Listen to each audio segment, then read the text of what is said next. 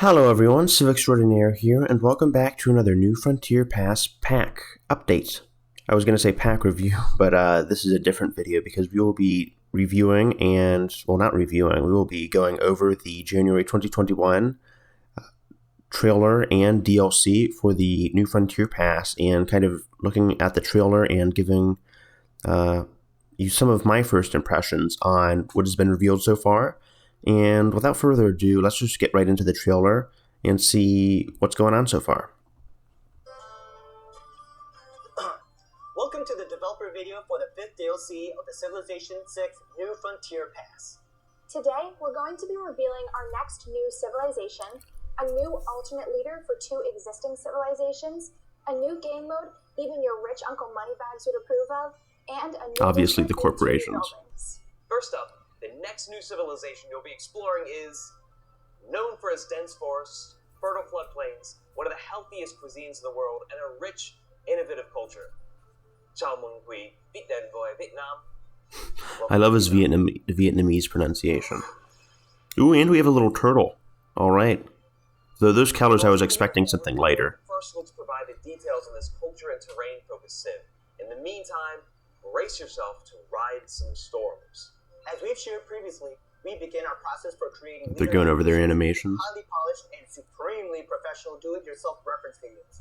Our process for something actually I'll note quickly here, something the community, at least in some part, has been complaining about, was the animations and lack of original animations. Some leaders did have a few unique animations, but largely leaders like Ambiorix and Bazil were reusing animations from the likes of Genghis Khan and Shaka. So that has been a bit of a complaint. So I don't know if they are going to use entirely new animations for the Vietnamese leader and Kublai, but we'll have to see from here.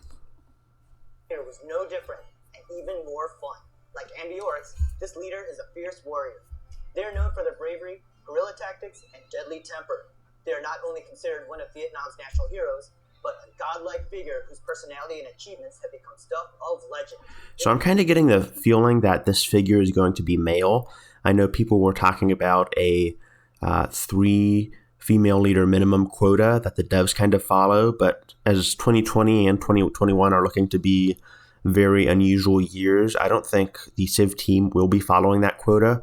I don't really care as long as the leader has interesting abilities, and as long as the leader kind of reflects the history of the nation and that they're fairly significant, but I wouldn't be opposed to either a male or female leader for Vietnam. I don't really have any knowledge of Vietnamese history aside from like the Vietnam War, so it's just going to be fascinating to see the direction they take the interpretation of the Vietnamese leader.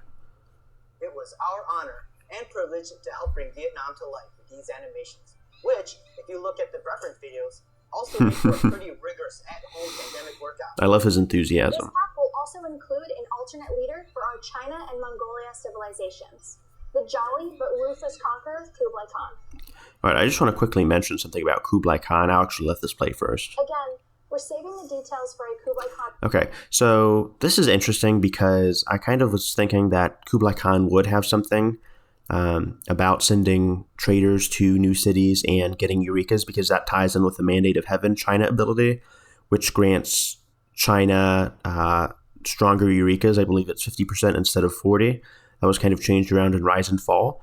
But nevertheless, I think someone also found something about trading posts allowing for a Civ to get some kind of unique bonus round trading posts like last month with the December update. So this is just kind of further confirming that the leader for Mongolia and China, Kublai Khan, will have something regarding trade routes, which will synergize with China's bonus and Mongolia's bonus. I also think people wanted to see something more focus on Mongolia and China's trading history and kind of their economies. So this will tie in nicely with the economies mode as well. On first look, but we really think his abilities create some new and unique opportunities for playing as China or Mongolia. New and unique gameplay have been a cornerstone of the Civilization 6 New Frontier Pass.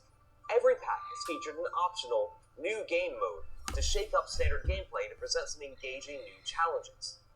The Vietnam and Kublai Khan pack is no different. We know a lot of you have requested more robust economic gameplay, so we've created a Monopolies and Corporations game mode. You'll now be able to build your own economic empire. All right, so I'm just going to read this really quickly. Control, improve, and expand upon your luxury resources. The Monopolies and Corporations mode enables you to build profitable industries around luxury resources, found corporations to further their developments, and manufacture unique products to secure your place in capitalist history.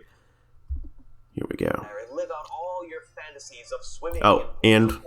Just a quick note. We did have information prior to this. I don't know if this is your first time watching my more recent videos, but I basically had a few videos where we talked about some of the leaked information we had regarding the corporations mode all the way back in like September or October, around the time of the Gaul and Byzantium pack. We already knew that there would be a corporations mode and that there would be Vietnam and Kublai Khan due to a rather hastily left behind notes in a README file by the developers. And furthermore, I believe a post by Zagan Ghani on Civ Fanatics corroborated more about the corporations mode, and he even found some tables about the corporation improvement, which will be showcased, I believe, later in this trailer. So if you want to see that video, I'll be linking it in the top right corner of the channel or the video. So let's just get back into the video. Previously, our alternate persona for Catherine de' Medici was the only leader to offer any advantage related to improving more than one of the same luxury resource. With a Monopolies and Corporations game mode, you'll be able to create an entire industry around duplicate resources. Industries provide powerful buffs to their home cities, as well as a steady supply of great merchant points. These buffs range from increasing a city's yield to giving... I just want to note something really quickly here. I love the variation in terms of the diamond improvement and the cocoa improvement. I think mines will probably have a unique corporation, and then cocoa will also have a unique corporation. So anything to add more variety. And speaking of variety, it looks like the unique industries also have different growth bonuses, or just different bonuses in general. So that means there will be, again, more variety. So if you're playing as the Aztecs with one start, you may have diamonds and you will focus towards a more commercialized economy. Or if you have cocoa, you may go for a taller play style and settle less cities. So I think this corporations game mode is looking to be one of the more interesting and dynamic game modes. 2, decreasing its production cost for training military units. But don't stop there. If you continue collecting even more of the cocoa and coffee tiles on the map, you can level up an industry into a corporation. All right, I know something people are going to be complaining about is yield monopolies, just because, at least with the New Frontier Pass, yields have been drastically increasing, especially with some of the game modes like Secret Societies. So I think we may need something to turn down the yields a bit. It's not too big of a problem for me as long as the eras don't go by too quickly. But the yield increases can be a bit drastic, like plus 11 production is a bit insane. An industry into a corporation. Corporations further increase the buff. I do love the graphics, though. And also allow you to create products. Like museums offer slots for great works, stock exchange and seaport buildings will now have slots for products. All right, it's great to see. Hold on, let me just see this yield real quick. Okay, 3 culture, 1 tourism, and plus 20% culture yield. That looks like that's the coffee unique bonus, the additional culture yield. But we have Vietnam here, and I think, I'm just going to say, think this will greatly improve the variety and value of commercial hubs and harbors, depending on where you place them. I don't know if they synergize with the monopolies and their improvements, but just to see the stock exchange and I believe the harbors to get some kind of unique slot for the products is great to see, just because it gives them more agency, because they were definitely one of the weaker districts in the game. Slots for products. Shipping products to other cities and storing them in a stock exchange or seaport lets you share those powerful industry effects with other again, cities great throughout graphics. the civilization. But of course, no Okay, they're making sure to. I'm just going to comment quickly. I love this new Monopoly screen. They're really doing well with the AI. It looks like Ethiopia right here is kind of trending towards the truffles monopoly. But but I think this is going to be a feature later in the game, which is going to be nice because the late game has felt a bit bland and lacking. And just to kind of have more interactivity with the truffles, ambers, and different luxuries around the world is great. If you manage to dominate the global supply of a luxury resource, you can create a monopoly. Monopolies increase the I don't think we've seen a Vietnamese unique resource or unique improvement yet. And how many other civs you're trading with. However, the real power of monopolies is the vast amount of tourism they grant. Of course, when the stock market stresses of a jet-setting billionaire gets to be too much, maybe it's time to get away. The Vietnam and Kublai Khan Pact introduces a peaceful new... Kublai, not Kublai, okay. Preserve. Preserves are built in secluded areas untouched by infrastructure. They can culture bomb adjacent tiles, gain additional housing based on appeal, and increase the appeal of adjacent tiles. Right, a culture bomb, actually, I wasn't too aware of a culture bomb. I've actually watched this video once before just to kind of get an idea of what is coming.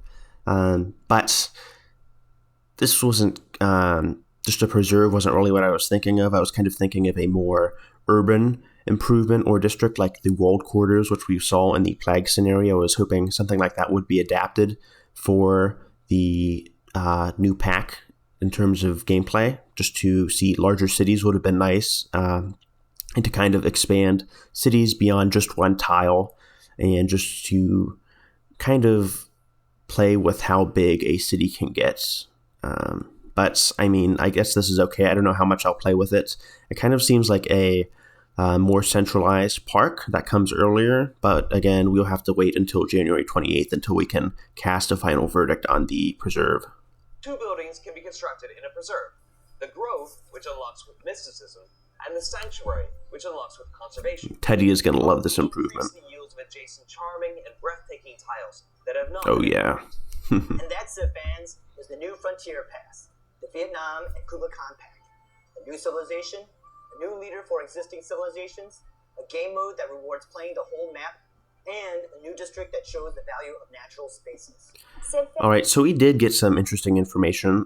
This has definitely been one of the longest videos, so it's nice to see the Firaxis team is going above and beyond in terms of their production quality. I thought this trailer was fairly well put together, but I will be commenting further on the Kublai Khan and Vietnam leader reveals, and I hope they will release Vietnam first. But I'm just going to stay tuned just to see if they have anything else to say here real quick. Fans, you are the best fans in gaming. Good luck with all of your New Year's resolutions. And remember, if your motivation starts to flag, just take one more turn. All right, well, okay. Turn! All right, we've got a bit of an alcoholic on board. I hope that doesn't really affect production too much. But this is going to be the latest pack release, being January 28th, basically scratching February right there. So they definitely took their time with this pack, and I hope that really shows off. But I am looking forward to the Corporations mode and the new Civ in Vietnam. I probably won't play Kublai Khan as much, as it looks like he will have a domination focus. But if you guys want to see me play him, I will go ahead and oblige any and all requests. So this has been Civ Extraordinaire. I hope you guys enjoyed my breakdown. Stay tuned for future trailer breakdowns and later reveals, and I'll try to be as speedy as possible in my uploads. But this looks like it's a final. Looks like we are rounding off the new Frontier Pass with a very exciting January pack, and hopefully a very exciting, I believe, March pack. So just stay tuned and make sure to subscribe if you haven't already. And this is it. So I hope you guys have a great rest of your day and have fun with your next gaming session. This has been Civ Extraordinaire, and I hope to see you guys later. Peace.